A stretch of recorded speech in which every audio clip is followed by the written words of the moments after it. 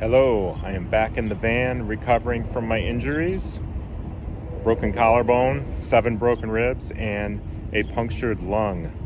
It's been about 5 weeks though, and I'm feeling much better. Stayed in a hotel almost all that time, a week with my friends in Bishop, California. So here I am on Highway 40 on a rest stop, and I thought I'd talk about a couple issues recovering from an injury while living in a van. So I'm wearing the sling here. And I'm able to drive by taking off the sling and do some tasks, but it's been tough, you know. It's a bit of a struggle. And living in a small space like this van is challenging when you're recovering from an injury. So this Sienna hybrid is obviously a minivan size, and therein lies the challenge when you need to, move around and reach things.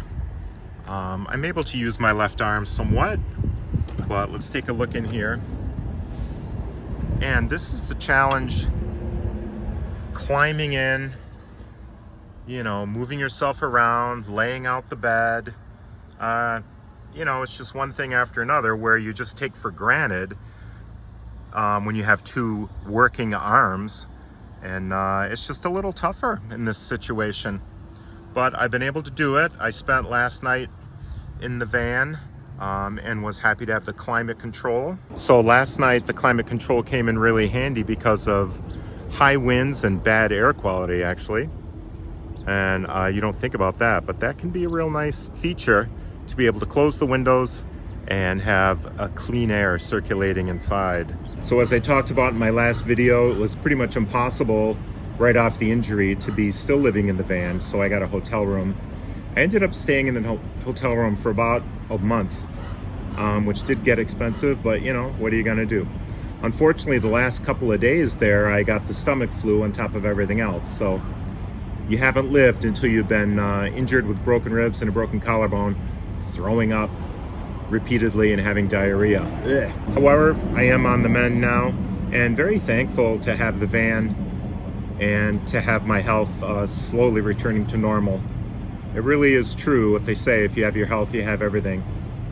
And you don't know what you got till it's gone. So my plans are to hunker down probably in northwestern Arizona. We'll see how it goes, and try not to drive a whole lot and just kind of recover, not only physically but financially. Just chill out on some BLM land and not drive a whole lot, and be close to the resources that I need: the health club for showering, and a Walmart or grocery store for food.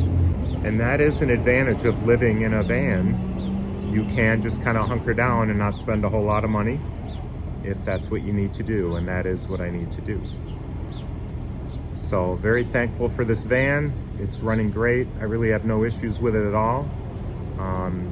It just was, impossible to stay in right after the injury, but I think I'm going to be good from now on as I slowly heal up from this nasty bike crash.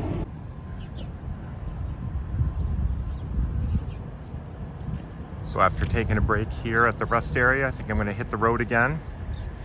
And very thankful for this van. And I guess that's about all there is to say for now, recovering in the van.